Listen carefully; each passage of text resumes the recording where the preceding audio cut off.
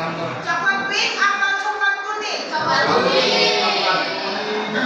Ya, siapa yang angkat tangan tadi bilang coklat pink? Ayo, coklat pink siapa? Enggak ada jadinya. Dan coklat kuning? Coklat kuning, coklat kuning. Coklat kuning ada 1, 2, 3, 4, 5, 6, 7. Yang selanjutnya kita akan buat kesepakatan bersama dalam pembelajaran kita. Ya, kesepakatan bersama di sini. Nah, kesepakatan bersama kita, jika ada yang ingin bertanya, silakan angkat tangan. Ya. Yang kedua, saling menjaga kebersihan. Jadi kalau misalkan ada sampahmu, silakan dibuang pada tempat sampah. Jangan dimasukkan ke laci atau dimasukkan ke kantong bajunya karena sudah ada tempat sampah kita. Yang ketiga, tidak bermain game saat proses pembelajaran. Maksud tidak bermain game itu tidak bermain HP, ya, tidak main HP di game. Nanti ada fungsi HP-mu yang kita buat dalam pembelajaran, ya. Jadi ada fungsinya, ya sayang ya. Yang kemudian saling menghargai pendapat. Jadi kalau ada pendapat kawanmu mengenai pembelajaran kita nanti, kita hargai. Jangan diejein, walaupun salah jangan diejein. Bisa kakak Abah? Nah, di sini ada beberapa tambahan. Siapa tahu kawan-kawan mau menambahkan kesepakatan bersama. Apa kira-kira yang mau kita sepakati lagi kakak Abah? Ada kira-kira? Disiplin waktu. Oh, disiplin waktu. Jadi kalau misalnya disuruh kumpulkan tugas pada 15 menit dikumpulkan, berarti kumpulkan gitu ya, disiplin waktu. Ada lagi kira-kira? Ada lagi tambahan dari sana? Oke, udah pas ini ya.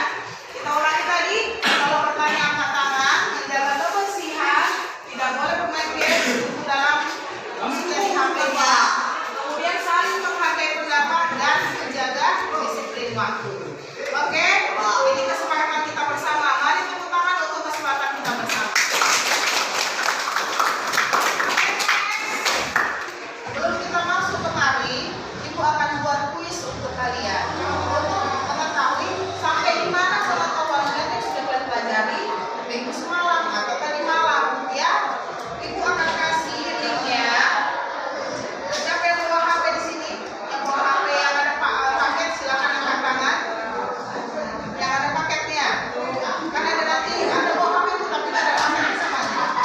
1, 2, 3, 4, 5. Nah, yang ada paketnya nanti Ibu kasih linknya. Yang tidak ada paketnya Ibu bagikan ini ya. Jadi silakan mengerjakan di kertas jawabannya dalam waktu 10 menit saja. Bisa?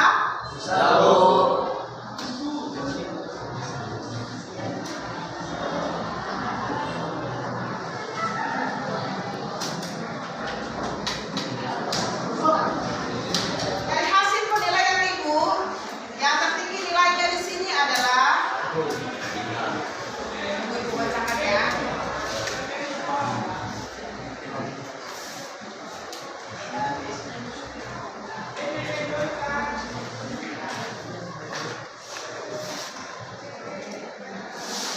Ini yang mana?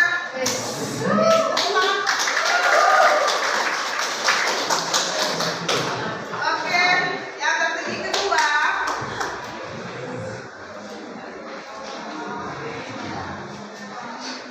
Aditya mana? Oke.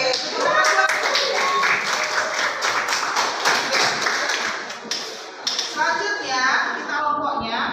Silakan bergabung dengan kelompok yang sudah Ibu bagi tadi. Silakan saya bergabung dengan kelompoknya.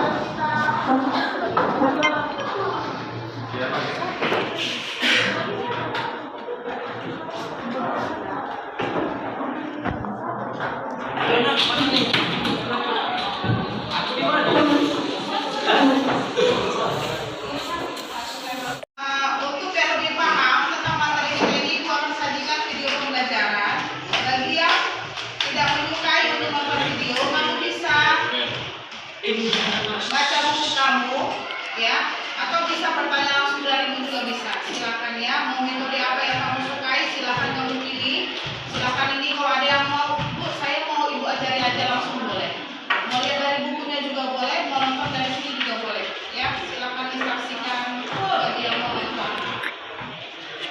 Tapi di sini ada 2 hal yang tadi saya tekankan yaitu berupa arah jarum jam seperti ini. Sekarang jarum jam bisa seperti ini. Untuk ukuran sub pertama 40 derajat kanan, kemudian untuk AOB 11.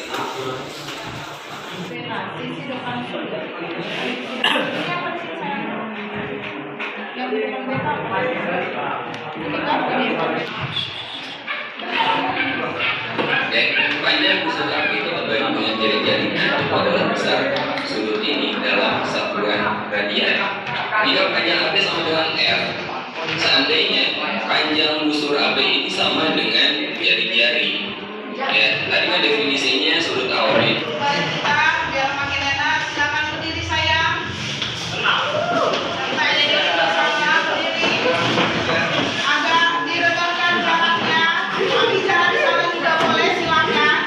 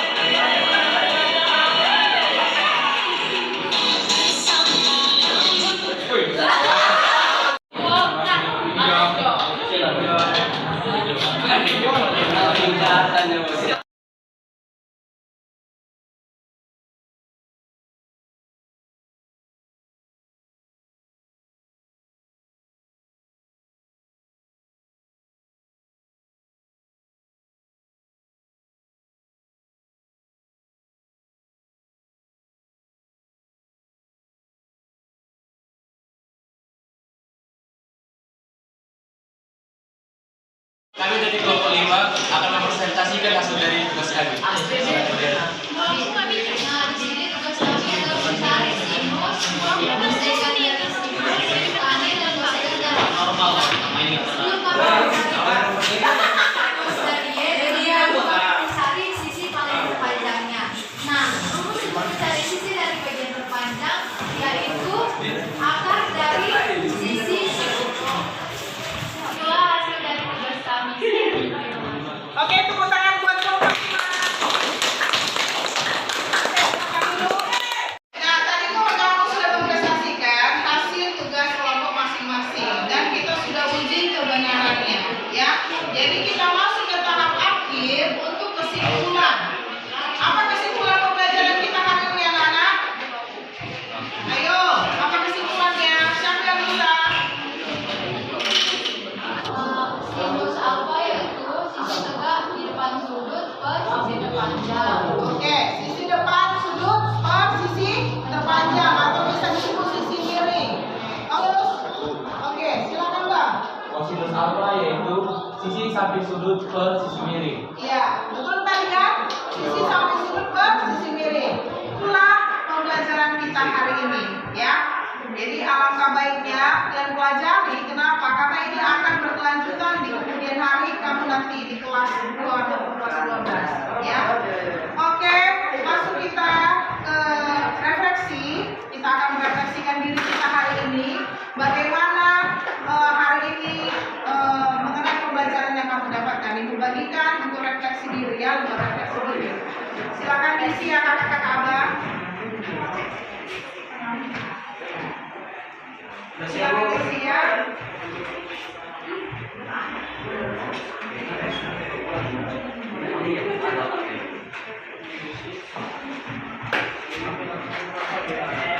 Diisi lembar refleksi dirinya ya kakak abang. Oke.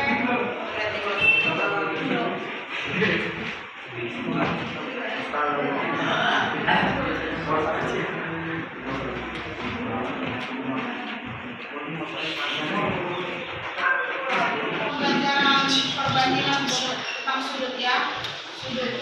Jadi kamu pelajari biar bisa minggu depan kita belajarnya lebih enak lagi. Oke? Oke?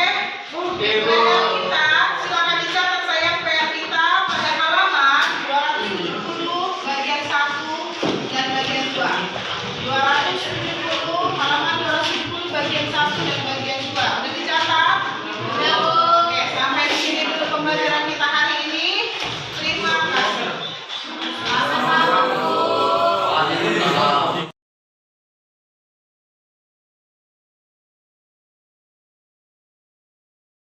Gideon, menurutmu bagaimana pembelajaran hari ini? Kalau menurut saya Bu, pembelajaran hari itu menyenangkan dan mudah dipahami karena tadi kita di awal sudah melakukan kuis, terus juga tadi ada ice breakingnya, jadi kita lebih tenang gitu belajarnya, nggak terlalu stres. Juga tadi kita ada melakukan soal tanya jawab tadi juga ada kan Bu, jadi pembelajaran itu menyenangkan lah Bu, gampang dipahami.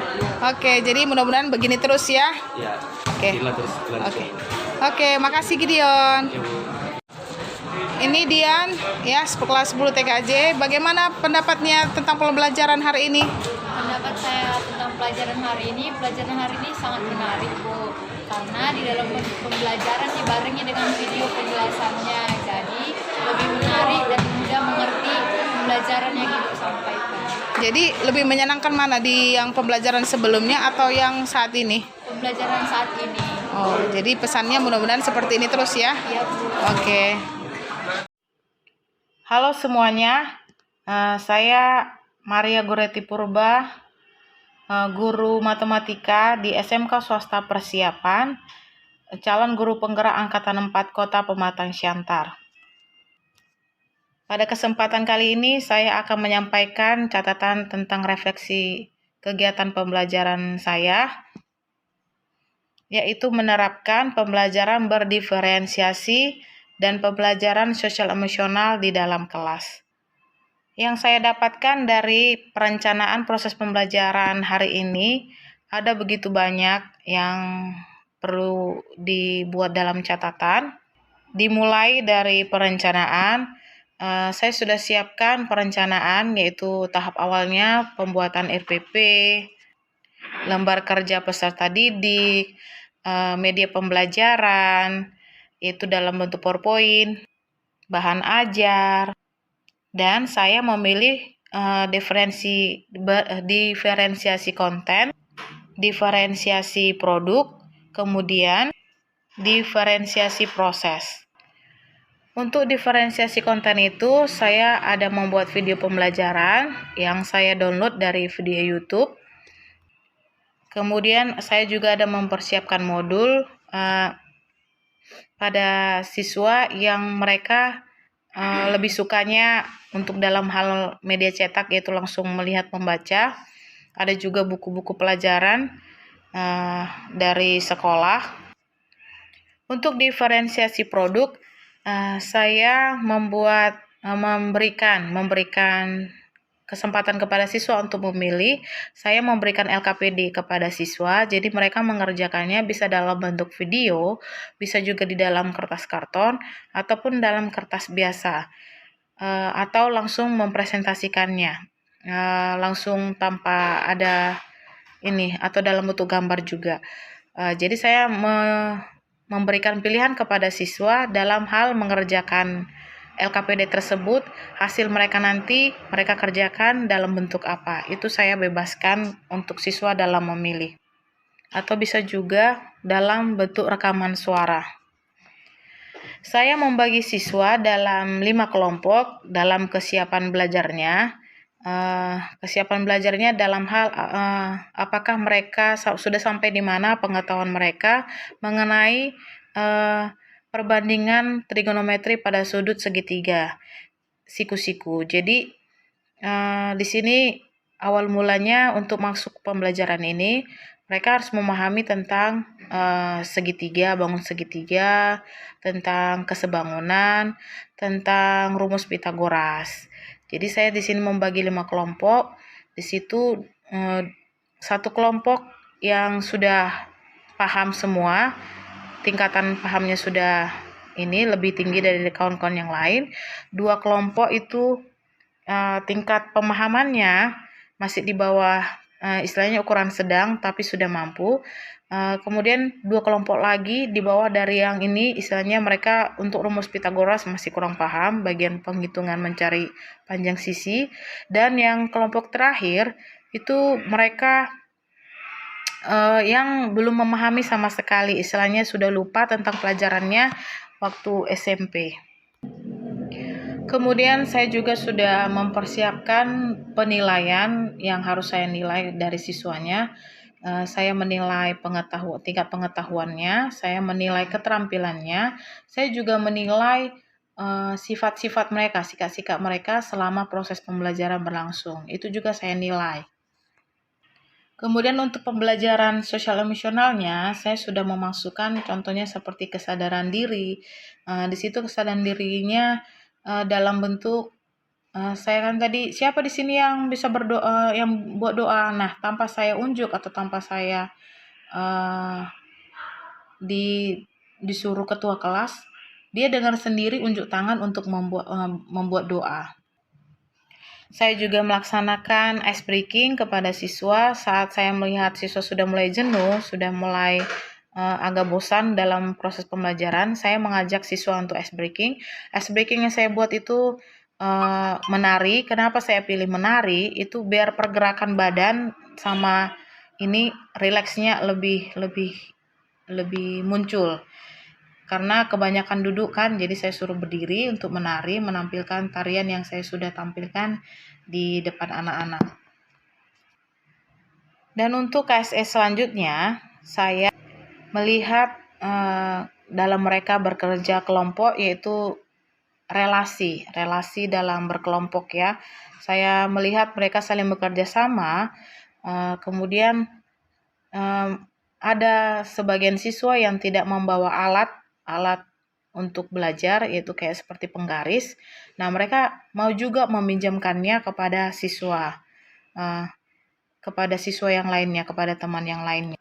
Di situ dengan meminjamkan temannya ini, itu kesadaran dari empatinya sudah terlihat ya.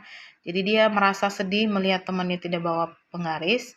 Jadi terkendala tugas untuk mengerjakan LKPD, tetapi dia meminjamkan penggarisnya, itu sudah muncul rasa empati dari dirinya. Kemudian juga pada saat temannya presentasi di depan, di situ saya melihat teman-temannya sudah bisa menghargai pendapat temannya yang lain. Nah, itu sudah terbentuk KSE. Untuk pelaksanaannya sendiri, saya masuk di kelas ke-6 di kelas 10 TKJ. Untuk pelaksanaannya sendiri dari awal memang sudah terlihat sudah lebih baik, dan kebetulan listrik mendukung karena tidak ada pemadaman listrik, yang biasanya terkadang ada pemadaman listrik. Jadi layar untuk media pembelajaran bisa tertampilkan dengan baik. Saya juga melihat siswa-siswa kita lebih aktif dalam belajar. Mereka lebih sangat bersaing antara satu kelompok dengan kelompok yang lain, ingin seperti nggak mau kalah gitu dengan kelompok yang lain. Jadinya saya lihat mereka lebih aktif, lebih banyak bertanya, dan lebih kompak dengan teman-teman yang lain. Mereka saling bekerja sama dan saling berkolaborasi. Untuk perbaikan ke depannya, saya lihat memang tetap saya harus lebih semangat dalam mempersiapkan pembelajaran yang akan saya bawakan, lebih membuat perangkat-perangkat pembelajaran yang lebih menarik, seperti media-media yang lain bisa saya tambah-tambahkan sesuai dengan kesiapan belajar siswa kita bagaimana. Kemudian saya juga akan mempersiapkan agar siswa lebih semangat lagi untuk belajar. Tetap saya akan memperbaiki diri di bagian mana saya yang kurang. Saya akan tetap melaksanakannya dan saya akan tetap perbaikin. Tapi saya melihat memang masih banyak kekurangan dari aksi modul nyata 2.2 kali ini, yaitu di dalam memunculkan PSE itu saya masih banyak yang belum muncul semua.